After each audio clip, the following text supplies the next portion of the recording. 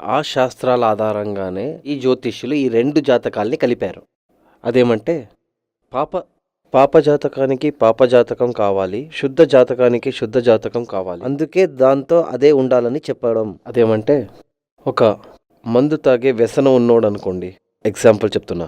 వాడి ఫ్రెండ్ కూడా తాగుబోతు అయి ఉండాలి కదా! అప్పుడే వాళ్ళిద్దరూ సంతోషంగా ఉంటారు. అదే ఒక యోగిని తీసుకుంటే ఆడి ఫ్రెండ్ కూడా సన్యాసి అయి ఉంటాడు. అప్పుడే అక్కడొక సంతోషం. అదే ఒక తాగుబోతు మరియు సన్యాసి కలిస్తే అక్కడ సంతోషం ఉండదు. ఎప్పుడు చూసినా ఫైటింగ్. అదే విధంగా స్త్రీ జాతకం పాప జాతకం అయి ఉంటే అబ్బాయి జాతకం కూడా పాప జాతకం అయి ఉండాలి. అంటే పాపదోషమున్న అమ్మాయికి పాపదోషమున్న అబ్బాయినే కలపాలి.